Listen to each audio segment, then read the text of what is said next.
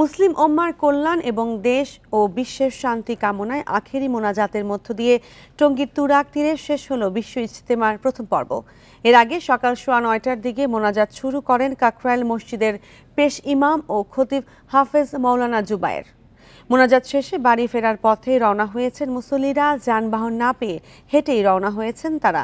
টঙ্গী স্টেশনে ট্রেনের ছাদেও রয়েছে উপচে পড়া ভিড়। এর আগে মোনাজাতে অংশ নিতে ভোর থেকে ঢাকা সহ আশেপাশের এলাকা থেকে জড়ো হন মুসল্লিরা। মূল ময়দানে জায়গা না পাওয়ায় সড়ক, অলিগলি সহ ভবনের ছাদেও অবস্থান নেন তারা। এদের মধ্যে ছিলেন নারীরাও। প্রথম পর্বের আখেরি মোনাজাতে অন্তত 50 লাখ মুসল্লি সামিল হয়েছে বলে ধারণা শুরাই নেজাম বা জুবায়ের অনুসারীদের। এর আগে ইজতেমা ময়দানে ফজরের নামাজের পর থেকে চলে বয়ানে ইসলামের নানা বিষয় করা হয় আলোচনা। এবারের প্রথম পর্বের ইজতেমায় অংশ নেন 41 জেলা ও ঢাকার একাংশের মুসল্লিরা। ছিলেন বিদেশীয় মুসল্লিরাও। সার্বিক ব্যবস্থাপনায় সন্তোষ জানান তারা।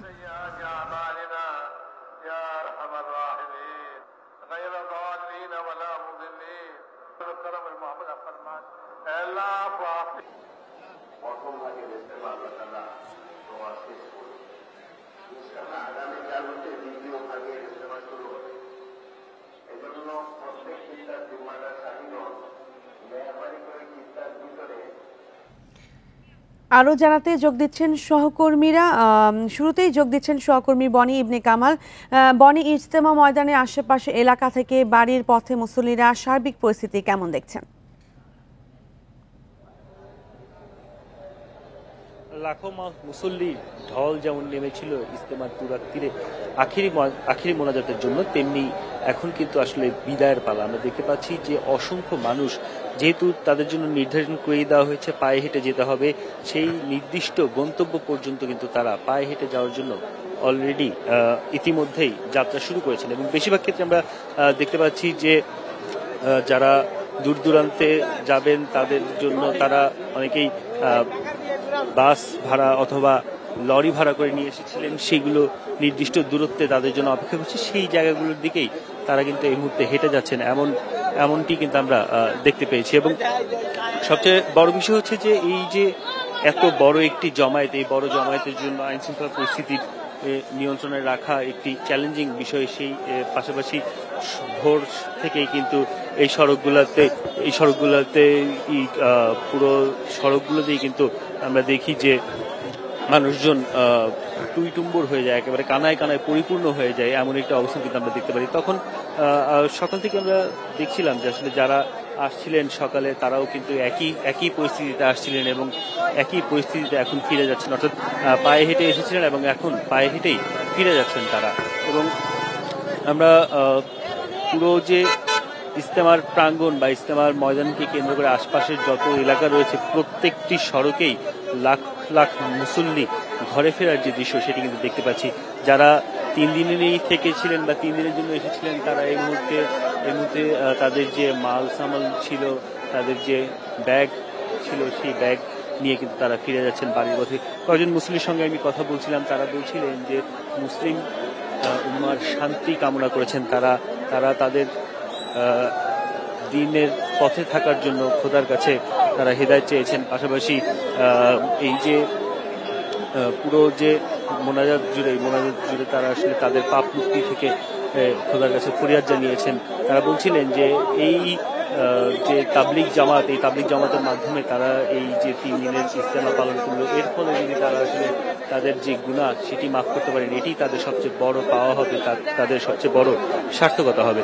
এবং আমরা দেখছি যে এই পুরো যে তুরাগ প্রান্ত থেকে এখন কিন্তু মানুষজন যারা এই ইজতেমায় অংশ নিয়েছিলেন তারা ফিরে যাচ্ছেন। এবং এর পরবর্তীতে আগামীকালকে কিন্তু আবারও দ্বিতীয় পর্বের কার্যক্রম শুরু হবে। এবং এই দ্বিতীয় পর্বের কার্যক্রম শুরু হওয়ার পরেই আবারও 3 দিন পর আখেরি মোনাজাত হবে এবং আরও একটি যে পর্ব, তৃতীয় পর্ব, সেটিও কিন্তু এই মাসের মধ্যভাগে হওয়ার কথা রয়েছে, এমন একটি অবস্থা। এবং এই যে বড় একটি জমায়েত, এত বড় জমায়েত, এই জমায়েতের পরে মানুষজন ফিরে যাচ্ছেন তাদের গন্তব্যে। তারা তাদের সঙ্গে যখন কথা বলছিলাম তারা বারবারই উচ্ছ্বাস প্রকাশ করছিলেন যে একটি শান্তিপূর্ণভাবে তারা আসলে পুরো যে কার্যক্রমটি সেই কার্যক্রমটি শেষ করতে পেরেছেন, এটি নিয়েই তারা এক ধরনের শান্তি প্রকাশ করছিলেন, এক ধরনের সন্তুষ্টির কথা কিন্তু জানাচ্ছিলেন। এবং তারা বলছিলেন যে আগামীতেও যেন তারা এই ইজতেমা ময়দানে ফিরে আসতে পারেন, সেই প্রত্যাশাই কিন্তু তারা বারবার জানাচ্ছিলেন। এই ছিল ইজতেমার প্রাঙ্গণ থেকে আমার কাছে সর্বশেষ তথ্য।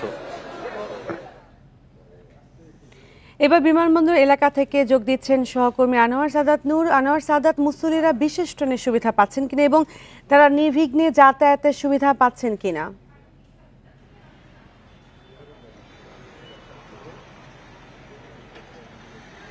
শান্তিপূর্ণভাবে বিশ্ব ইজতেমার প্রথম পর্ব এবং আখেরি মোনাজাত শেষ হলেও শেষ হয়েছে, কিন্তু এই আখেরি মোনাজাতে যোগ দিতে এসে দেওয়ার জন্য যেমন মুসল্লিদের একটি ভোগান্তি পোহাতে হয়েছিল গণপরিবহন সংকটের কারণে, পায়ে হেঁটে বা ব্যক্তিগতভাবে যানবাহন ভাড়া করে দূর দূরান্ত থেকে এসেছেন, ঠিক একইভাবে আখের মোনাজাত শেষে ফিরে যাওয়ার সময়ও কিন্তু সেই ভোগান্তির চিত্র একই দেখা যাচ্ছে। কেননা বিমানবন্দর সড়কে আবদুল্লাপুর বা টঙ্গী থেকে যে ঢাকার সাথে যোগাযোগের বিমানবন্দর সড়ক, সেটি কিন্তু গতকাল মধ্যরাত থেকেই গণপরিবহন চলাচল সম্পূর্ণভাবে বন্ধ রয়েছে।